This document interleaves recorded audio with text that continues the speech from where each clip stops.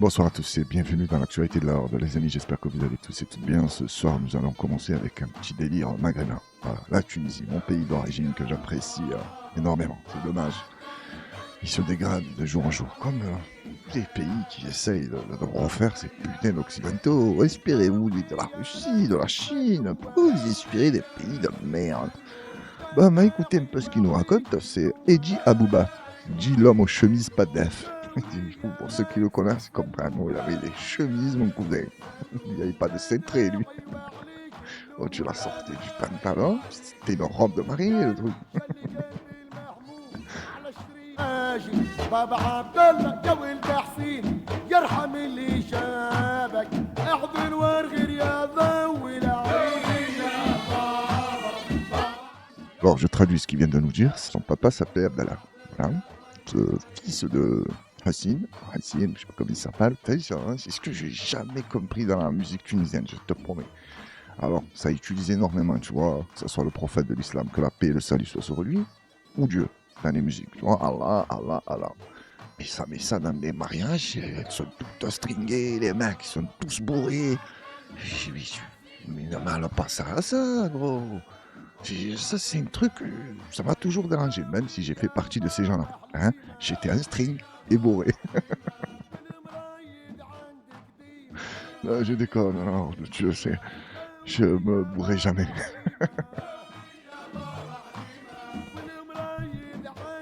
Non, plus sérieusement, alors, j'avais bien commencé, je suis parti dans mes délires de string. On va commencer avec une vidéo. Après, on va revenir sur la Tunisie. T'inquiète pas, j'ai 2-3 trucs à dire. D'ailleurs, je vais taper Tunisie pour qu'il me montre un peu que ça m'inspire, tu vois. Et là, on va attaquer avec une vidéo de Bertan qui vont nous expliquer, tu vois, la puce qui est en train d'augmenter. Ça n'a rien à voir avec la guerre. C'est pas encore arrivé, l'effet de la guerre. Et tu achètes ils vont te montrer des bouts de viande, mon frère. Tu le jettes dans la savane, là, ou je sais pas, parmi les animaux, ils ne le touchent pas. Et nous, on fait la queue dans les supermarchés pour payer ça une fortune. On écoute.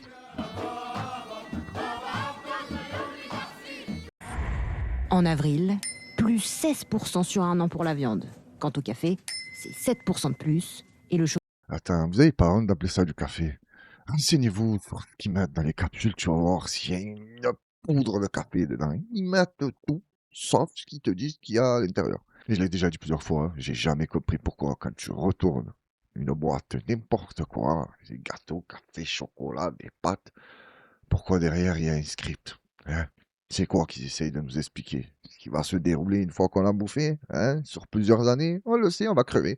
Vu que vous mettez que des merdes dedans. Des E200, des 800, des 400, des 300, des chiffres et des lettres. Motus, il y a tout dedans. Hein, d'ailleurs, ça me fait penser Motus une fois. Au lycée, je me suis fait virer de classe pour ça. Il m'a demandé d'appeler mon prénom. Je lui ai appelé. Et après, j'ai dit, Motus. Il m'a dit, tu dégages. Je dis, oh putain, tu n'as pas d'humour, toi. Il a dit, non, non, on n'est pas là pour blaguer. Ah, c'est dommage. Hein. Pourtant, quand tu vois les plus grosses sociétés du monde, ceux qui bossent là-bas, ça blague pas, mais ils sont dans la détente, dans l'humour. Hein. D'ailleurs, je sais plus qui j'ai vu ça. Les animaux dans la nature, ils apprennent en jouant. Nous, ni on joue, ni on apprend. chocolat, 5,5% supplémentaire. Et évidemment, cela n'a pas échappé aux consommateurs. Ah oui, bien sûr, oui, je regarde toujours les prix, je fais toujours attention à tout ce que j'achète. Permets-moi de te couper, je ne te crois pas. Parce que tu aurais jamais acheté cette casquette et ce pull, gros. Comment ça, tu fais attention. Mais c'est vrai que le visage, il a sorti avec le pull. Hein. Tout est rose. Tu consommes beaucoup de vignon. Attention, c'est pas bon pour la santé. Ah, j'ai d'accord, il est tout beau, il est tout rose. Tu devrais te calmer sur le jamon. Mais je n'ai rien contre les gens qui mangent le jambon. D'ailleurs, mes enfants mangent le jambon. Oui, je vous le dis ce soir. Et j'ai pas de problème avec ça. Alors, je vous explique c'est quoi cette histoire. Un jour, on était dans un mariage d'une famille blanche. Et cette famille-là, c'était la mienne. Oui, j'ai de la famille chez les Blancs. Hein? Là, t'as une bouche un coin? Oui, je suis maghrébin, tunisien, immigré, mais j'ai de la famille blanche. Donc, on était au mariage. Ils nous ont fait notre petit coin là, nous. C'était très gentil. Je les ai remerciés, je crois. Mais si je ne les ai pas remerciés le jour J, je les remercie maintenant. Et il y avait le coin parallèle. Et mes enfants, qu'est-ce qu'ils font? Ils étaient petits. Hein. Ils vont pas prendre les petits sandwichs au jambon, là. Tu vois, qui donnent envie à n'importe quel arabe. Avec la petite feuille de salade, le petit fromage, le pain. doré à point. Et je vois un moment mon fils passer devant moi. Je dis, qu'est-ce que tu es en train de manger, toi? Il m'a dit, sandwich, c'est trop bon et tout. Moi. J'ai ouvert le sandwich. Je sais pas, j'ai eu l'image d'un porc qui me fait ça. Et j'imaginais que ce porc-là me disait, t'inquiète, voilà, tes enfants, ils mangent le porc. Toute ta vie, tu as fait le mariole, moi je mange pas le halal, je mange pas le cochon. Eh ben voilà, tes enfants, c'est des enfants de la République. Ils consomment le ramon. Non, mais tu as compris, ils n'ont pas fait exprès, je les ai attrapés. Voilà, tu sais, nous, dans la charia, ce qu'on doit leur faire. Ben, je leur ai fait ça. Ils nous ont quittés, mes enfants.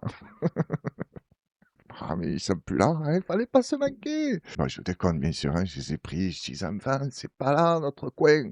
Nous, c'est à côté, là-bas, des toilettes, ils nous ont mis. Tu vois la bouffe qu'il y a par terre. C'est ça qu'on doit manger. Pourquoi tu allais manger sur la belle table avec la nappe? Ah, je suis un fou, c'est ça, je raconte que des conneries. Mais l'histoire est réelle. Après, j'ai attrapé mes enfants, je dis, là, vous vous êtes manqués. Mon fils était un peu dégoûté. D'ailleurs, quoi, il y a 2, 3 jours, je me dis, tu manges toi le porc? Il m'a dit, eh oui, j'ai mangé au mariage. Je dis, ah, tu rigoles, hein? Ça t'a fait marrer. Il dit, tu vas voir comme tu vas le payer. Il m'a dit, mais j'ai pas fait exprès. Je dis, non, non, je veux que tu payes. Tout ce que j'achète. On monte facilement à 100 € et on n'a pas un caddie qui est plein. Mais peut-on imputer ces augmentations de prix à la guerre au Moyen-Orient?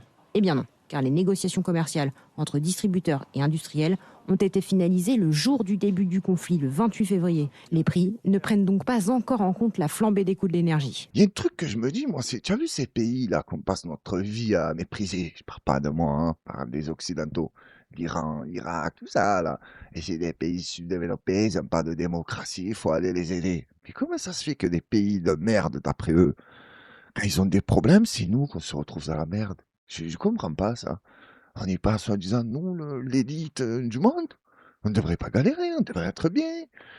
Mais quand ils galèrent, nous, on galère encore plus. Si quelqu'un peut m'expliquer, j'aimerais bien savoir. Se prépare déjà, chez les industriels de l'alimentaire, des tentatives de renégocier les tarifs avec la distribution pour répercuter la hausse du coût de l'énergie dans les prix. À moyen terme, c'est-à-dire à horizon 3 à 9 mois, on risque d'avoir une hausse des prix liée à l'augmentation du prix de revient des produits parce qu'il y a un renchérissement du prix du pétrole, ce qui impacte le transport, ce qui impacte l'énergie et ce qui impacte les emballages. Et d'ici un an, il table sur une nouvelle augmentation des prix des aliments issus des produits agricoles, car les récoltes devraient être moins importantes à cause de la flambée du prix des engrais. Eh oui, ça va nous coûter cher cette histoire d'engrais. On veut faire le malin, on veut choquer l'Iran.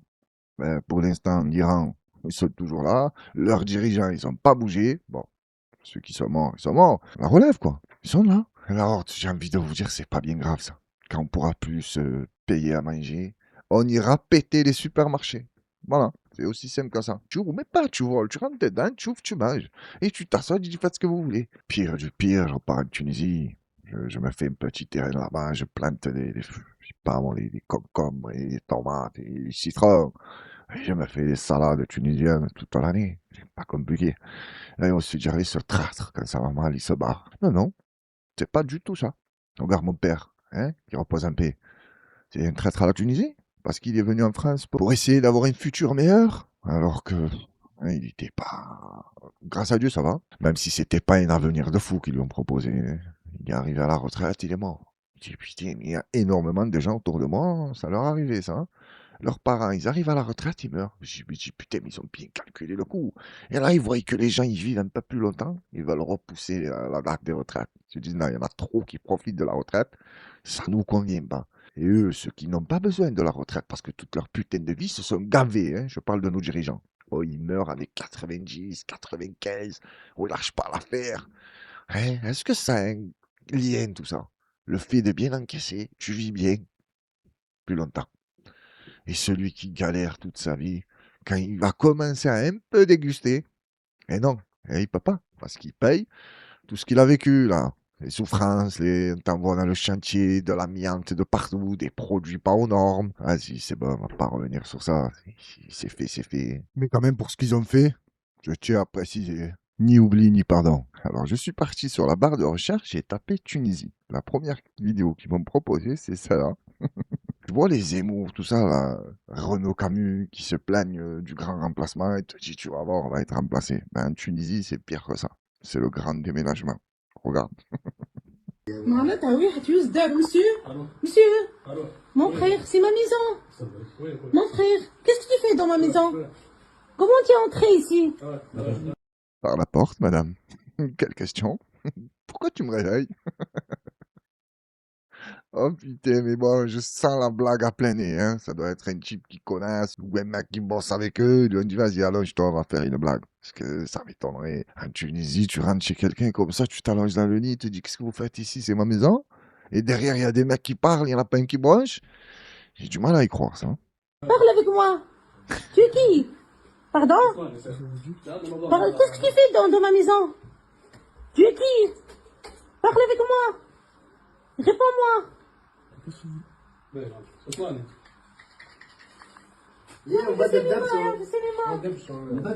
Exactement, c'est du cinéma. Hein? Parle avec moi, tu m'entends, qu'est-ce que tu fais là? Hein? Il est en train de dormir, qu'est-ce qu'il fait? Petite chemise à carreaux, il s'est mis à l'âge, lui, apparemment, dans le lit. Ah, qu'est-ce que j'ai hâte d'aller en Tunisie. Je crois que je vais pas tarder à y aller. Hein? Désolé là, hein, si je disparais d'un coup, c'est que je suis en train de me boire des petits verres de Coaxis dans la Tunisie. Hein? Des jus de fruits, de merde. Ah, je plaisante. Je me bois des... Là-bas, tu vois, je me bois des petits verres d'harissa. Je vais mélanger avec de l'eau. Oh là là, ça, comme ça. Du vodka, tout ça. Et attention, comme tu es défoncé, hein. Et pas que toi. Hein. Tiens, aussi, ce qui va sortir de toi, qui va te défoncer. Non, je rigole, hein, ça n'existe pas, cette histoire de verre d'harissa cul sec. Hein, c'est chaud, quand même. Et moi, je contribue à cette histoire, hein, que les Tunisiens qui mangent que piquant, qu'ils aiment trop l'harissa. C'est pas vrai, non. Il y a plein de trucs en Tunisie qui sont pas... piquant. Est-ce que je pourrais vous citer l'eau? Tu vois? Pas du robinet. Si celle-là, elle est piquante. Oh, je me suis amusé une fois, j'avais oublié, je venais d'arriver, j'ai ouvert le robinet, j'ai pris un verre, j'ai bu. Oh là là, j'ai dit, gars, c'est là où tu te rends compte que la France, c'est un pays cool. Bon, pas pour tout, mais pour l'eau, c'est cool. Mais sinon, la liste est longue encore. Tu as plein de trucs qui sont pas piquants. Mais bon, on va pas s'arrêter à ça. Je voulais vous raconter une histoire qui s'est déroulée dans mon enfance. Je suis de Bizerte, moi. Je sais pas si je l'ai déjà dit. C'est où il y a le Cantra. Tu vois, c'est où? Hein? Ben, c'est le pont de Bizerte. Très connu. Enfin, ils ont que ça, Bizerte. Avec du poisson. Enfin, ouais. Non, je rigole, ils ont énormément de choses. D'ailleurs, je vous invite à aller à Bizerte, c'est pas mal. Peut-être on peut se croiser là-bas. Hein? Ça boit une coup sur les plages de Sidi Salam ou de la Corniche ou les Goudes. C'est ça, ouais, c'est les Goudes. Ah oui, j'ai failli oublier mon histoire. Donc, à Bizerte, ils ont une tradition, je ne sais pas si c'est comme ça dans toute la Tunisie. Ils vont acheter un taureau, l'homme achète un taureau, et il doit le ramener chez la femme pour l'égorger et faire à manger. Voilà, tout le monde mange, la bonne ambiance. Et d'ailleurs, dans ces trucs-là, j'ai pas compris comment ça marche les invitations, parce que le premier qui passe, il entend la musique, il sent la viande, il rentre. Mabrouk à vous, il y a quoi à manger. Et ça le sert, hein, de bon cœur. Et un jour, c'est un oncle à moi qui devait aller se marier. Et en plus, c'était sur cette musique. Je sais pas si vous l'entendez. J'espère qu'elle est doucement. Parce que mon micro n'est pas trop fort. Et si je mets une musique derrière, des fois, ça peut couvrir ma voix. C'est compliqué. Donc, je vous ai dit, on a pris le taureau. On est parti chez la mariée. Sauf que le taureau, il a sauté du pick-up. Tu vois, du Isuzu. Il commence pas à courir dans toute la ville. Ça n'arrivait plus à l'attraper. Le mec avec le pick-up, il commence à se chauffer. Mais nous, on est derrière. Il n'y a pas de ceinture de sécurité. Et en plus... on était beaucoup. J'ai l'impression qu'il n'y avait qu'un seul pick-up. Il y avait ceux qui font la tabla, là. Il y avait mon père, mon cousin. Il y avait... oh, comment on a fait pour monter? Et il y avait le taureau, hein, jusqu'à qu'il décide de se barrer. C'était une galère pour le choper. Et je me souviens, à un moment, il arrive dans une petite ruelle. Et il y a des mecs, qu'est-ce qu'ils font? Ils se mettent pas à 5 ou 6, comme ça, ils se tiennent la main face à lui. Et c'était un monstre, le truc, hein. Et il arrive en courant. J'ai dit, mais non, il va en tuer. Hein. Eh ben, il a craqué avant les Tunisiens. Ils n'ont pas lâché l'affaire. Ils se sont tenus comme ça. Et arrivé vers eux, ben, je ne sais pas pourquoi, il a freiné. Et là, ça commence un peu à l'attraper. Je leur ai dit, depuis que vous avez cette tradition là, d'acheter un taureau et d'aller chez la mariée, entraînez-vous au lasso, bordel. C'est jamais arrivé qu'un taureau il se barre. Hein, tu arrives avec le Isuzu, l'autre commence à... moi dans la tête, tu me le balayes ou dans les jambes. J'ai dit, non, vous n'avez pas pensé à ça. Hein? Vous regardez les films d'Hollywood, mais vous vous êtes pas dit qu'un jour ça peut vous servir, les trucs des cow-boys.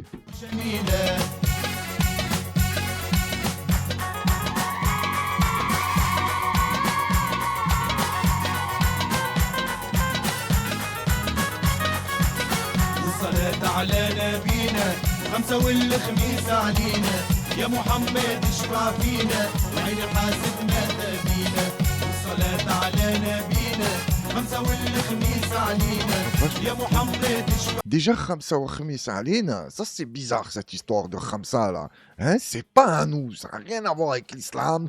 Se protéger de l'œil, pas se protéger de l'œil, non. On dit que c'est Dieu qui nous protège. Voilà, quand tu crois en lui, il n'y a pas de problème, tu vois, tout va bien se passer. Et ce qui se passe mal, ben, c'est que tu devais passer par là, tu vois. Dieu ne donne rien à une âme qu'elle ne peut assumer ou affronter. Voilà ce qu'on te dit. Bon, pour l'instant, je te mens pas, tout s'est bien passé dans ma vie. Bah, tout, j'ai compris, hein, sauf quand on perd des êtres chers.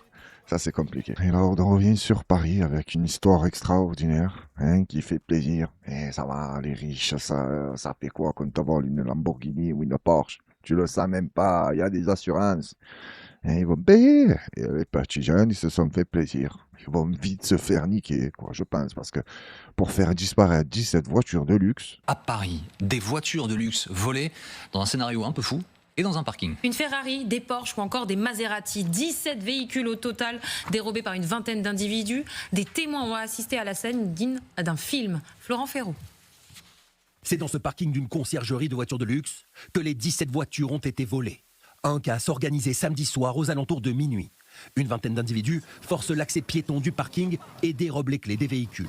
Cet homme et ses deux amis ont assisté à la scène. Ils sont rentrés dans le garage, ils ont pris les véhicules, ils sont sortis. Donc des Porsche, des Lamborghini, que des véhicules de luxe. On les voyait sortir, on s'imaginait pas une seule seconde. Pas chacun était au volant d'une voiture. Après, il y a deux gars qui sont sortis en bécane, qui se sont habillés sur le côté, mais ils ont fait ça proprement. L'opération a lieu dans le 15e arrondissement. Quelques heures plus tard, dans le sud de Paris, la police interpelle 4 hommes à bord d'une voiture. Dans le même temps, un des bolides volés est retrouvé grâce à son système de géolocalisation avant qu'elle ne soit revendue. Ces véhicules sont souvent expédiés à l'étranger via soit des conteneurs, soit via des camions, sauf si, bien évidemment, ils veulent les désosser pour revendre les pièces détachées. Si elle devait partir à l'étranger, plusieurs pistes sont envisagées. Les pays de l'Est ou la Russie, sous embargo ces dernières années, des investigations sont en cours. Plus d'une quinzaine de suspects sont toujours recherchés. ou en Ukraine, parce que les voitures de luxe en Ukraine, ça marche fort, hein, et personne ne contrôle personne, tout se passe bien. Il peut avoir une Lamborghini volée, celui qui a pu se permettre d'acheter une Lamborghini en Ukraine, lui, crois-moi qu'on ne va pas lui poser de questions. Et j'ai mis pause sur cette image pour vous demander, est-ce que ça dérange ça la préfecture de police et ceux qui font les lois, qui nous rendent fous avec les plaques d'immatriculation, et il faut qu'elles soient bien visibles, et attention, il manque un morceau parce qu'on va confondre les chiffres et les lettres. Pourquoi la Lamborghini, la plaque est comme ça, hein, vue vers le ciel? Comment tu fais pour la flasher là? Ou c'est parce que c'est des riches, ça peut passer? Ou peut-être qu'il existe une loi que la plaque de devant, c'est pas très important. Il n'y a que celle de derrière. Après, si c'est le cas, je ne suis pas au courant. Mais j'ai trouvé ça bizarre que cette plaque est positionnée comme ça. Bon, ben, ils se sont gavés. Hein, ils ont fait un petit tour en voiture de luxe. Ils en ont retrouvé une. Ça a été rapide. Hein. Je t'ai dit, il faut que ça soit bien organisé, cette histoire. 17 voitures de luxe. Des trackers de partout. En plus, tu as compris, une Lamborghini, les Porsche énervés, là, ça passe pas inaperçu. Même à Paris. Hein, tu n'es pas à Zurich ou à Dubaï ou je sais pas où. Parce que la dernière fois que je me suis rendu à Zurich, waouh! Oh, les Ferrari, les trucs comme ça, c'est banal pour eux. Ils font même pas attention. On s'est arrêté avec mon pote en voiture à un feu rouge. Il y avait un Suisse avec sa femme, assis au bord d'une méchante Ferrari. Et derrière, il y avait le siège bébé. Et le bébé assis derrière, je sais pas si je vous ai déjà raconté cette histoire, mais elle m'avait marqué. Et les deux, ils étaient comme ça, genre, ils étaient dans une voiture banale. Voilà, c'était classique pour eux. En France, et encore plus à Marseille, quelqu'un a une Ferrari, mais tu es malade. Il sort le bras, il sort la tête, il sort le corps, il sort tout en fait. Même lui, il sort de la voiture. Il faut que le maximum de gens le voient dans une Ferrari. Et je discutais avec un Suisse qui m'a dit, ouais, c'est assez rigolo quand on voit les Parisiens, les Marseillais ou les Lyonnais venir avec leur BM là, de luxe. Ils font les marioles. Bah, tu ici, des Lamborghini, ils s'en foutent. Et toi, tu veux me faire le voyer avec ton BM? Gare-toi, va boire un coup et laisse tomber. Mais je sais pas comment vous faites, les Suisses, hein, pour vivre en Suisse. Sauf si vous êtes gavés. Mais ceux qui galèrent un peu, je sais pas s'il y a des gens qui galèrent en Suisse, j'imagine que oui. Oh, c'est violent, hein. Je me suis arrêté dans une petite baraque, j'ai demandé une petite bouteille d'eau, elle m'a dit 5,50. La petite cristalline. J'ai pas accepté.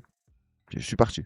J'ai crevé de soif, j'ai dit: «Qu'est-ce ça merde, je donne pas 5,50 pour une cristalline». Et la vérité, la Suisse, c'est un pays où j'aimerais bien aller vivre. Voilà, entre la Suisse, la Tunisie et la France, obligé. Tu peux pas quitter un pays comme ça, plus revenir et tu t'en fous. Non, mon enfance, elle s'est déroulée ici et c'est la meilleure période de ma vie. Donc si je quitte la France, quelque part, je vais renier mon enfance. Et non, j'accepte pas.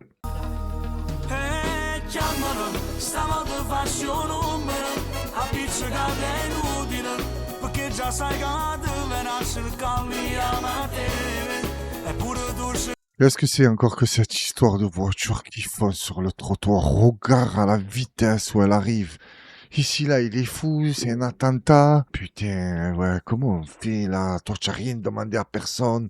Tu marches sur un trottoir, tu te prends une voiture. Putain, regarde-moi ça. Vélo, pas vélo, femme, enfant, rien à foutre. Il écrase tout. Ce samedi 16 mai, une voiture a fauché 8 personnes. 4 personnes ont été grièvement blessées. La voiture a fini sa course devant la vitrine des magasins. Le conducteur âgé d'une trentaine d'années avait tenté de prendre la fuite.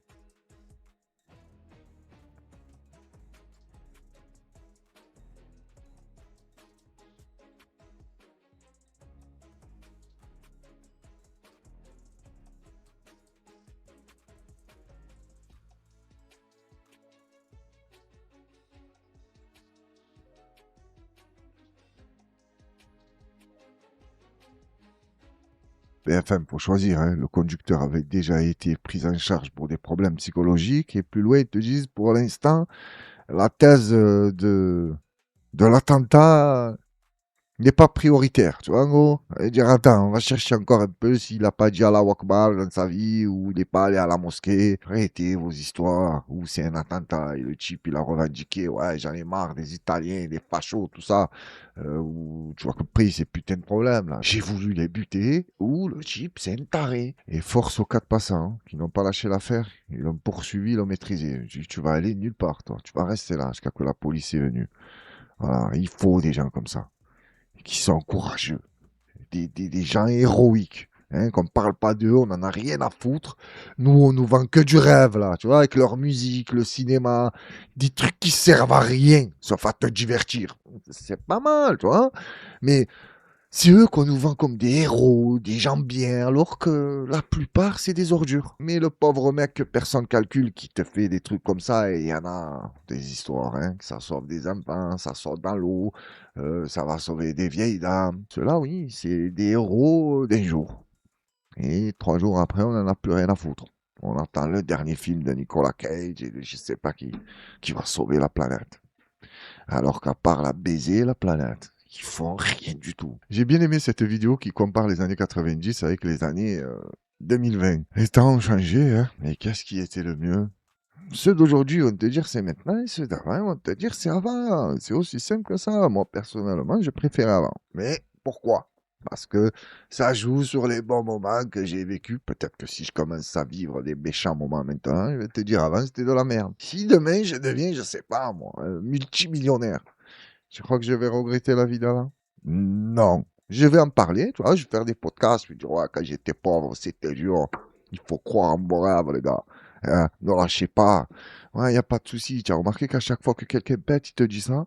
Mais ceux qui n'ont pas pété, qui ont cru en leurs rêves, on en parle, eux. On s'en bat les couilles, ils n'ont pas pété. Ah ben, regarde-moi cette vidéo, là, je vais partir dans un délire. Voilà, 95, c'était le short qui était en fleurs. Après, l'autre, il s'est transformé en une nappe. Voilà. Avant, c'était l'écran qui était gros. Maintenant, c'est le mec. Les femmes, c'est vrai. Hein. Il est plastique. Hein. Ah, celle-là, elle est pas mal. L'enfant qui a honte devant ses parents parce qu'il s'est manqué avec la maîtresse. Et l'autre qui rigole. Il manque que le téléphone, hein, en 2026 dans les mains. Il en a rien à foutre. Bon, là, il est en train de rigoler. Et les parents qui disputent la prof. Et pourquoi vous lui parlez comme ça? Et pourquoi vous lui avez dit ça à mon enfant? Mais il a le droit de faire ce qu'il veut. Moi, je suis pour qu'on filme dans la classe. Voilà. On voit après qui a tort, qui a raison, parce qu'il n'y a pas que les enfants. Hein. Moi, personnellement, je me souviens qu'il y avait des profs qui m'avaient à la bonne. Va savoir pourquoi. Alors que j'ai rien fait. Et quand je rentrais chez moi, pour mes parents, les profs sont toujours en raison. Le prof, il a dit, tu vas morfler. Mais papa, il ment et tout. Ouais, mais c'est tous des menteurs avec toi. Comment on fait? Mais je te promets que là, j'ai rien fait. Non. Voilà. C'était genre l'autre, c'était l'autorité. Tu l'écoutes et tu fermes ta gueule. Mais quelque part, il avait raison, tu vois. Je faisais un peu le con. Mais des fois, je vous jure que c'était gratuit. S'il y avait eu une vidéo de l'action qui s'est passée entre moi et le professeur, on aurait pu voir qui cherche la merde.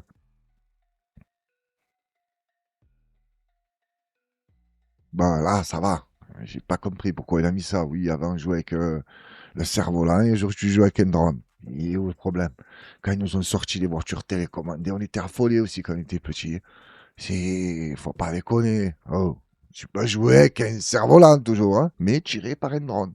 C'est beaucoup mieux. Mais cette image, elle m'a fait rire. Bon, vous avez compris que tout est généré par l'IA. Hein. Ouais, c'est pas à vous dire, ah, mais le mec, il était bizarre, le gros, c'était mal fait. C'est l'IA, c'était juste pour te comparer. Arrête de me faire l'expert. Parce que de nos jours, je te mets des vidéos, je te promets que tu captes pas que c'est l'IA. Ah, je me suis déjà fait avoir et il y a des gens qui arrivent dans le commentaire, tu as vu, ils ont dû vérifier, ils se sont rendus fous. Ah, c'est l'IA, hein. Tu es tombé dans le piège, hein.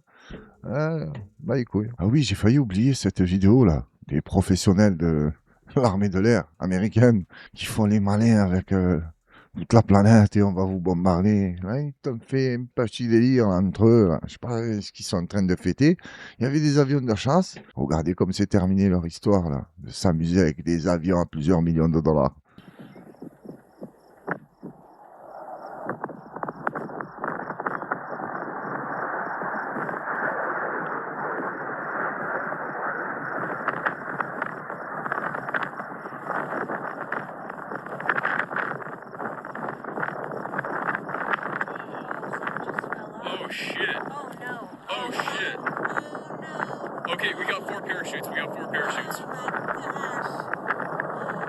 Bon, la vérité, je fais le malin, mais bien sûr, c'est pas facile. Hein. Une faute, tu le payes cash. Hein. Mais là, j'ai pas compris pourquoi l'autre, il vient se poser sur le premier avion de chasse qui était devant lui. Tu vois pas? C'est quoi le problème? Ils ont pas des capteurs et des trucs de fou. Tu as vu combien ça coûte un avion de chasse? Bah, ils s'en foutent, hein. Les Américains qui payent. C'est gratuit, quoi. Pour eux, hein. Ils leur donnent des joujoux à 300-400 millions d'euros. Et eux, ils font les cons avec. Voilà. Va savoir s'ils étaient pas impayés, les pilotes de chasse. Et il y a un truc que j'ai pas compris, parce que vous avez vu que tout le monde s'est éjecté. Hein. Mais l'autre avion était posé sur le premier. Comment ils ont pu s'éjecter? Par en dessous? Ils ont eu de la chance, hein. Imagine, tu appuies sur le bouton. Et... Non, non, pas moyen, il y a un avion de chasse au-dessus. Tu vas rester là. Ah, c'est panique totale. On va écouter une anecdote de Samir Nasri concernant Didier Deschamps. Il a la rancune tenace. Hein. Et apparemment, il a des problèmes un peu avec les Maghrébins, lui. Les bruits de couloir disent que les Arabes, c'est pas son délire. Hein. Après, il va savoir. Peut-être qu'il n'y a que des menteurs autour de lui. On écoute. Malachiban, Malachiban. Tu vois ce qu'elle a la musique? Malachiban. J'en écoute. Une anecdote tiens, que j'ai dit nulle part. Pascal Olmeta. Pascal Olmeta m'appelle pour faire un match caritatif pour l'association. Je connais ces trucs, ces matchs. Donc il me dit ouais, j'aimerais bien t'avoir, je t'ai jamais eu, tout ça et tout. Je dis avec plaisir. Il m'a dit ça va être à Bollard, à Lens, tout ça et tout. Je dis ok, tu peux compter sur moi. La veille du match, il m'appelle, j'ai un rendez-vous. Je lui dis Pascal, je ne peux pas te répondre, fais-moi un message. Et dès que je finis mon rendez-vous, je reviens vers toi. Il me dit je suis désolé de te dire ça. Didier Deschamps, c'est le parrain de mon association. Il a dit que si tu venais, il ne participait pas au match. Ah ouais, ça va plus loin que ce que je pensais. Je lui ai fait un message, je lui ai dit écoute Pascal, va pas te fâcher avec lui, c'est le parrain de ton association, c'est le sélectionneur de l'équipe de France, c'est un beau look pour toi de l'avoir. T'inquiète pas, je le prends pas mal, je me sens pas offensé, rien du tout. La prochaine, si tu as besoin, je serai là, mais faites un bon match. Fais passer un message que quand même si c'est pas mon pote, j'allais pas lui parler, on aurait pu jouer une mi-temps, il joue une mi-temps, je joue la deuxième mi-temps, où on n'a pas besoin de se croiser, rien du tout, parce que c'est pour une œuvre caritative. S'il fait passer ça, même sur ça, j'ai dit, il en sortira pas grandi. Mais il s'est passé, ouais. Non, s'il me voit, je crois qu'il a de l'urticaire, direct. Imagine, le type, il est allergique à Samir Nasri. T'as dit, il me croise, il a de l'urticaire. Qu'est-ce que tu as à Deschamps? Il t'a fait quoi, Samir? Ou Samir, qu'est-ce que tu as fait à Deschamps? Pourquoi il t'aime pas comme ça? C'est vrai que tu étais un peu insolent quand tu étais Non, à l'époque, ouais, j'ai dit ça, tu as l'impression que je le connaissais. Tu ne le connaissais pas. C'est l'image qui nous renvoyait de lui et les médias, comme il nous parlait de Samir Nasri, Ben Arfa, Benzema. Et après, quand tu entends les joueurs là, qui les fréquentent et qui sont dans les mêmes vestiaires qu'eux, tu te dis, oh, c'est des pattes, c'est des monstres, et c'est un bonhomme. Bon, là, je parle de Karim Benzema. Ben Arfa, étant dit, c'est un peu un petit boucan. Mais bon, ça reste pas méchant. Et Samir Nasri, je sais pas, j'ai entendu que des trucs de fou, mais provenant des médias. Il n'y a jamais d'un mec qui te dit, ouais, j'ai joué avec Samir Nasri, c'est un menteur, un voleur, si, ça. Mais je te mens pas, j'ai l'impression que Didier Deschamps, il a un problème avec comme les jeunes racailles millionnaires, comme ça, qu'on les voit là-bas dans la Fédération française. Tu l'as vu là, dans la dernière vidéo, je t'ai parlé du truc là. Et pour eux, ça reste des racailles. Et grâce au foot, ils se sont sortis de leur quartier de merde, ils sont devenus multimillionnaires et ils se sentent intouchables. Mais il y a des gens qui peuvent vite te faire glisser, millionnaire ou pas millionnaire. C'est pour ça que la plupart des joueurs de ballon, ils se tiennent à carreau. Ça peut arriver de tous les côtés. Tu as de l'argent, mais tu n'as pas le pouvoir. Vous savez pourquoi au début de la vidéo, j'ai commencé par mon délire de la Tunisie, le Maghreb, tout ça. En fait, j'avais oublié la première vidéo que j'ai mis de côté concernant la Tunisie. Et après, je suis parti dans mon délire de musique, tout ça. Mais c'était cette vidéo-là. Une femme sur la corniche de El Marsa commençait à s'allumer une cigarette. Ouais, pas de problème avec ça, tu vois. Mais elle était à poil. Et il y a des gens qui sont passés par là, ils étaient étonnés, qu'est-ce qui se passe? Et le premier qui l'a croisé, ou le deuxième, je sais pas qui c'est, mais ça s'est pas bien passé pour elle. C'était pas un tendre, tu vois. Tu le vois rien qu'à son comportement. Et sa façon de fumer la cigarette, elle tremble. Peut-être c'est parce qu'elle a froid, je sais pas. Mais lui, il commence à me la gifler et tout. Hein, en gros, pourquoi tu fais des trucs comme ça? Si elle est malade, couvre-la, ramène-la à l'hôpital ou dans sa famille ou fais quelque chose. Alors lui, il n'a pas eu le temps, le chauve. Hein. Il est arrivé d'entrer l'envoyer les mains. On regarde.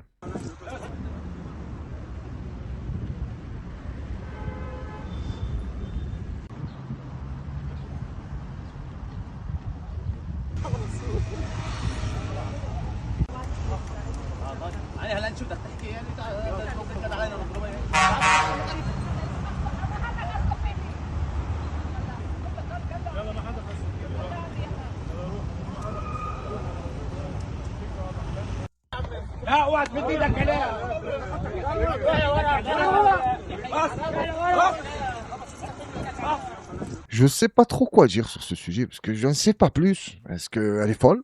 Dans ces cas-là, il faut la ramener dans un hôpital, essayer de la soigner et tout ça. Ou elle cherche les problèmes. Elle dit, tiens, je vais me foutre à poil, je vais marcher sur la corniche d'El Marsa, m'allumer une cigarette, le premier qui passe l'insulte. Et en plus, j'entendais pas très bien ce qu'il racontait, donc j'aurais pu un peu comprendre, tu vois, le contexte, mais j'entendais pas.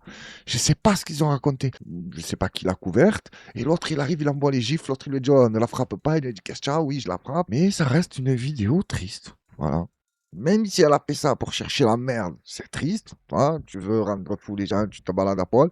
Et si elle est folle et qu'elle s'est fait maltraiter, c'est encore plus triste. Là, on va se quitter avec les 3 premiers commentaires de la dernière vidéo, avant de vous remercier et vous souhaiter une excellente soirée à tous.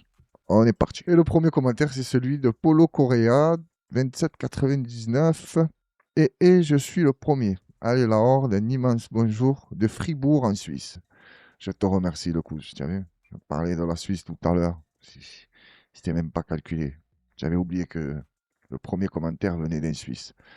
Je te remercie pour le soutien. Tu es un monstre. Et en dessous, il y avait l'expert 2780. Il a dit non, c'est moi le premier. C'est qui, les gars, le premier? Hein? Faut se mettre d'accord, hein? Il ne m'en sort plus, moi. Et le deuxième commentaire, c'est celui de Mamzelle Un Shop PVP 49.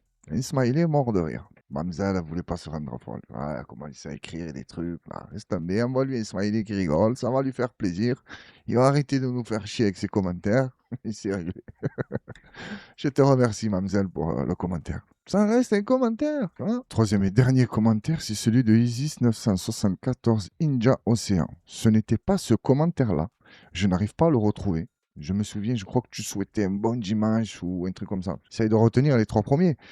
Mais j'arrive pas à le retrouver. Donc, j'ai décidé de quand même mettre un commentaire à toi. J'adore tes vidéos. Longue continuation. Je te remercie et je n'ai pas mis exprès ce commentaire parce que tu dis que tu adorais mes vidéos.